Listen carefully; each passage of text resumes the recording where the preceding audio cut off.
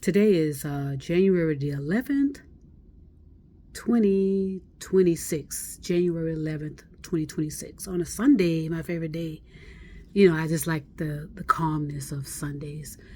And for me, Sundays is a day of reflection, relaxation, and, just doing what you need to do to prepare you for, the following days of the week. So as you're deconstructing, reconstructing your life, and most importantly, self-educating yourself, and if you pay attention to the patterns and behaviors, you'll recognize all we're doing is spinning. We're repeating. We're doing the same things day after day, year after year,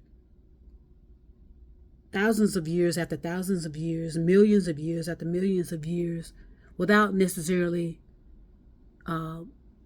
advancing or evolving our consciousness. We do the same things day after day after day after day. All you have to do is kind of pay attention to your life as you're reconstructing your life. Ask yourself, am I in a trance while this is happening? Am I delusional when this is happening? Ask questions of yourself, whereas no one has to know. These are questions to ask within yourself to allow your consciousness to assist you with answering it. We get into these same rituals. And that is what happens when we are becoming, we are born, when we pass away, when we pass the baton to a fresh and clean, new personality that has no remembrance of you or what I was. As soon as I pass that baton on to someone else, when I die, my energy goes into another personality that has no idea, like I said, who I am, what I am, and why I am. They just know what I stored, the millions of years of storage. And I like to point back here, and I told you it's because the pineal gland, I never pronounced that right, it's there, and that's like people call it the third eye and blah, blah, blah, that, esoterical stuff. But as you are reconstructing yourself, again, ask yourself, why am I doing this behavior? Why do I get up at this time? Make it fun. Do not get yourself so uptight. There are so many people that are just so uptight to the point of where you just don't want to be around them. I've been around people where they're just so uptight, so tense, and that energy, you can feel that energy. And you can definitely feel the energy of someone who is depressed. You can feel that energy if you're not. You can feel it. It's heavy. It's draining. I don't want to be around it, honestly. Not that, it drains my energy. Whereas it's hard to focus when you're around a depressed person. I'm just being honest, because like I said, that draining, because they're ruminating so extreme. They're so extremely ruminating until it's just criminal negative energy after a while. It becomes harmful to you, the individual experiencing that and being around that. I can pick it up right away because a lot of people, like I said, they don't realize that their thoughts are creating all this energy. And it's interfering with everybody else. So when you're around a depressed person, you're going to feel all of that intensity of that energy too. Because their thoughts are creating it. So that's why it's so important to, to be aware of what you're thinking. And ground yourself. And again, there's certain people you're not going to be able to hang around with again. I know a lot of people are talking about no contact. I mean, that sounds good. And let me see I'm sure they've already put it in the dictionary, because certain people are taking over the dictionaries and putting their language in there, taking over the language of words, because they know words are energy, and they want to have people pat them on the back for creating certain words. It says it's a strategy where an individual stops all communication with someone, often after a breakup or in response to a toxic relationship. Okay, they said this approach is used to help people heal and gain clarity about their feelings and futures without the influence of the other person. That sounds fantastic, actually. That sounds fantastic. But there's always a backstory. Okay, it's like you're looking at no contact in a frame. Okay, you're looking at it in a frame, but you don't know what's going on in the background. All I'm saying is that sounds beautiful. Just like deconstruction sounds beautiful. But what it is that is what an individual has to determine. Because as I said, you do need to heal. So if you're going to be around someone, like I said, with the depression and it's draining the hell out, it will drain you. Because that's all they talk about. They're ruminating. And even if they're just sitting, I remember being with someone, we just finished doing something, just put it that way. And I enjoyed myself. You ever been around somebody that's just not happy about anything? Everything, there's something wrong about everything. I remember going somewhere. I had a great time. I was, socializing with people, talking and blah, blah, blah. Just having a good time, relax. I don't know if music was playing. Sometimes when music is playing, a certain type of music, not that, a certain type of harmonious music is playing, whatever. There may have been some drinking. I don't drink. I only do a certain drink. But I know how to have a good time, and I know how to just, go with the flow of things and do the best I can to socialize with people that are different from me. But I can remember after that event was over, this person became silent. And it's almost like they went into a trance or something. Because I was talking to them, and I said, man, what a great time that was, blah, blah, blah. And I was just raving about how much fun I was having. They sat there silent. But even though they were sitting there silent, I felt the intensity of their thoughts, or something was going on. And, they're just staring off. And it was just, all I'm saying is we just don't know the power of our thoughts and how our thoughts affects people around us. I mean, it was obviously, this person did not have a good time, apparently. Something was definitely going on with this person. And I say that even today, sadly, someone on the outside looking in won't see it, won't experience it until you get around that person or get around that kind of energy. And if you are aware and grounded, you can pick up those, it was intense. And even though, like I said, I thought it was a great atmosphere, a great time, apparently they did not. They kept finding reasons why it wasn't a good event or a good time or whatever.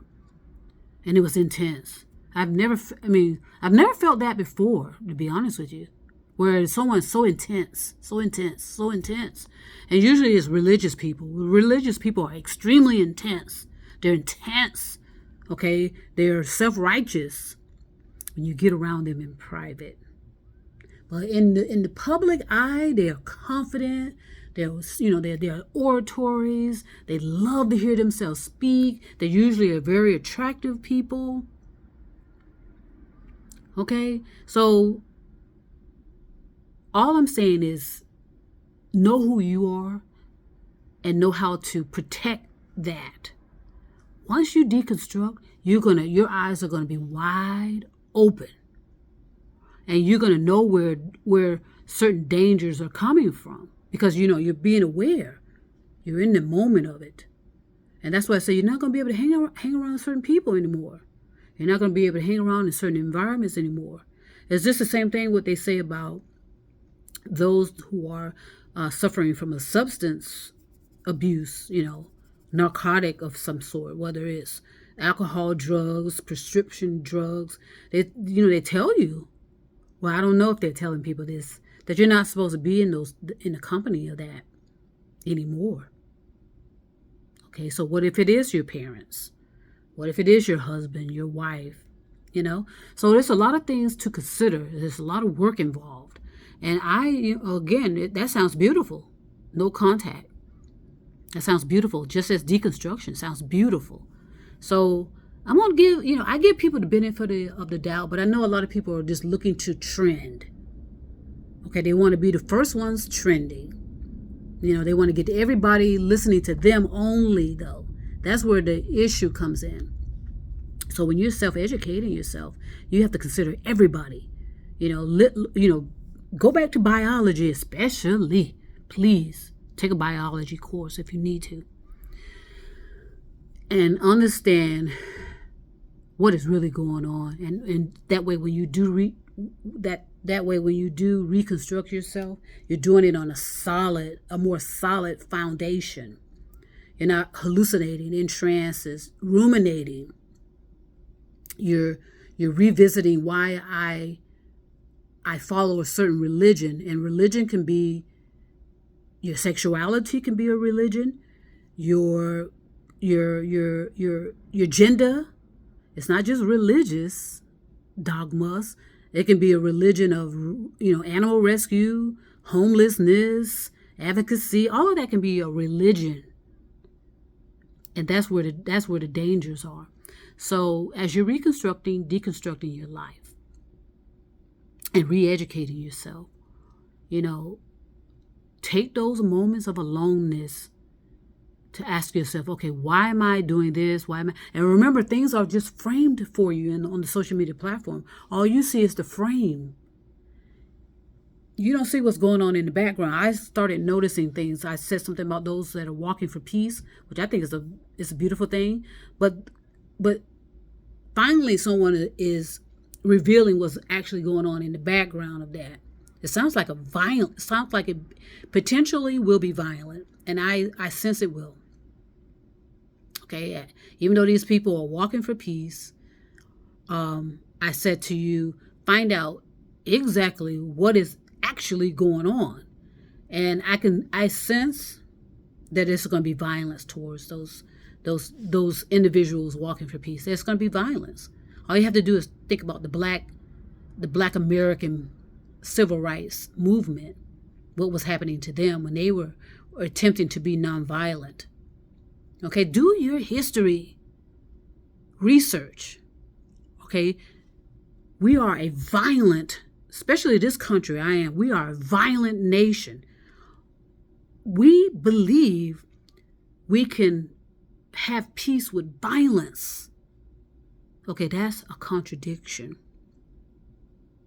Okay, we're violent, dictatorial. Everybody's a dictator. I've said it. Not just the president, not just politicians, church members.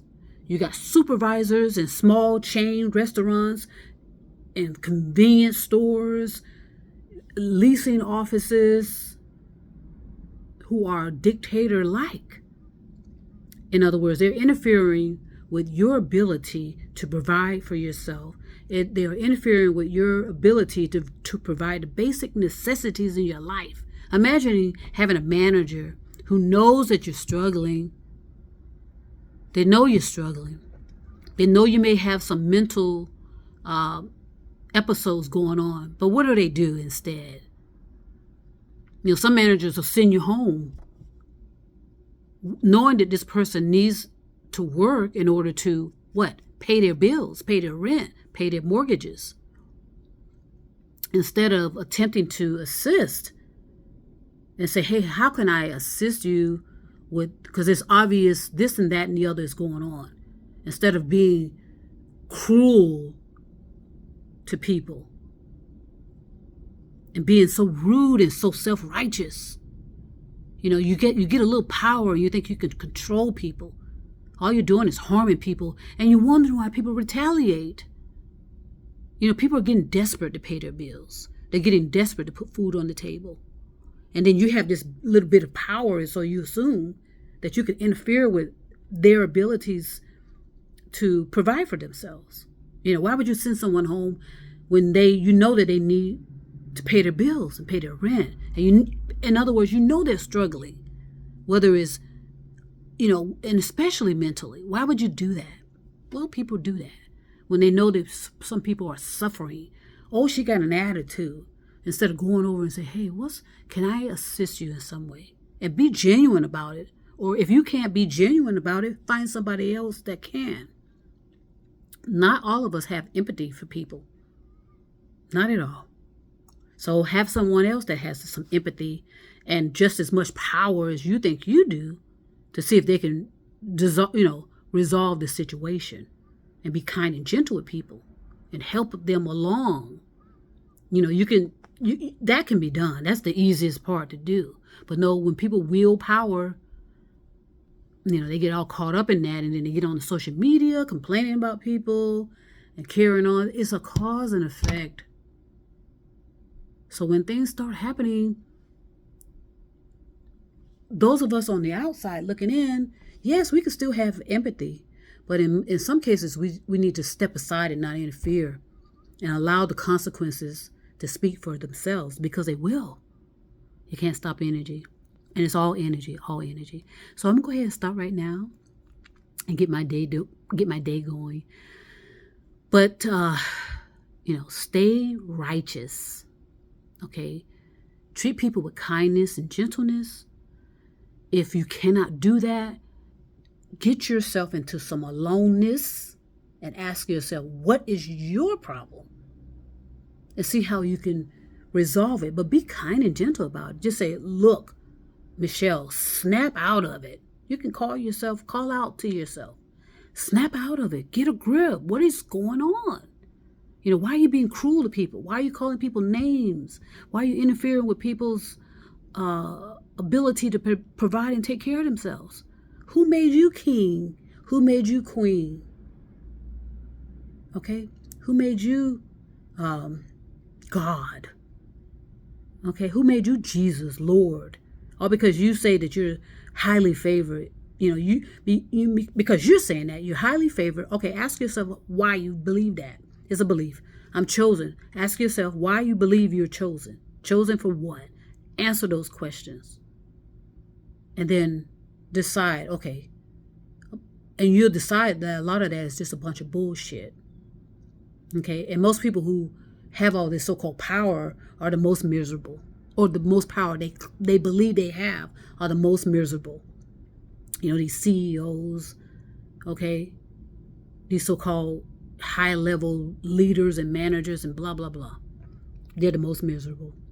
So I'm going to go ahead and start right now. I can go on and on. As you know, I got over 1,000 videos that illustrate what I'm doing. And I know it's going to be lasting because it's logical, rational, and reasonable. But each one of us have to decide what path we're going to take. There's plenty of opportunities to pick up the right sounds and tones that resonate with you. You just have to be willing to listen. Talk to you soon.